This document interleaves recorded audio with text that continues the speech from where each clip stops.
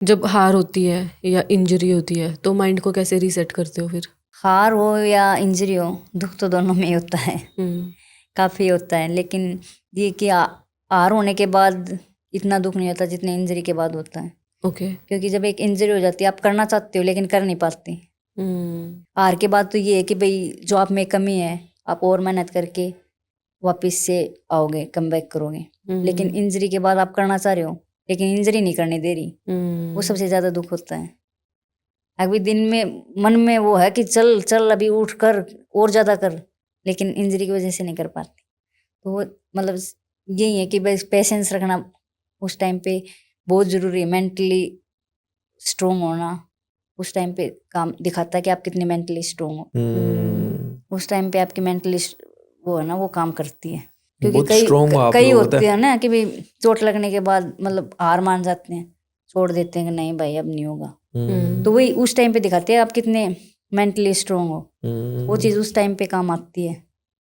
बोल तो सभी देते हैं कि हाँ मैं मेंटली हूँ, लेकिन जब आपको इंजरी होती है और जब सामने कुछ भी मतलब करना चाहते हो और कुछ भी नहीं कर पा रहे हो, वो चीज़ उस टाइम पे काम आती है। लग रहा है पता है मतलब आप लोगों की कितनी स्ट्रॉन्ग परवरिश हुई है और कितने स्ट्रॉन्ग हो आप लोग।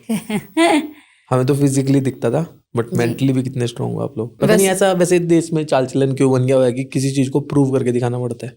मुझे ऐसा लगता है जब एमएम में प्रूव कर दोगे ना आप लोग गोल्ड ला के, तब भी तो बनेगा सिस्टम, 100% बिल्कुल बनेगा। वो पहले भी बनाया जा सकता है वैसे। वही ना, फिर कोई भी ये नहीं कि चल ठीक है कोई अभी जान नहीं रहा, वो नहीं, फिर ये हो जाएगा ना कि हाँ ये भी है, लोग जानने लगेंगे और ज़्यादा जानने। तो अभी अगर कुछ गवर्नमेंट हेल्प करे, सारी चीज़ करे, एक अलग लेवल पे यहीं पे इवेंट करवाए, कुछ करवाए, तो बहुत लेवल पे जा सकता है। बिल्कुल बहुत मतलब टॉप लेवल पे, मतलब क्रिकेट के बाद दूसरे पे मतलब दूसरे नंबर पे ये गेम, इतना मतलब इंटरेस्टिंग गेम है, बहुत काफ़ी अच्छा गेम है। नहीं बिल्कुल आप बता रहे हो है भी। और दूसरा चीज मतलब ये है एक सिस्टम की ना बहुत बड़ी प्रॉब्लम है कि प्रूव करके दिखाना पड़ता है। एमएमए सिर्फ एक गेम नहीं है।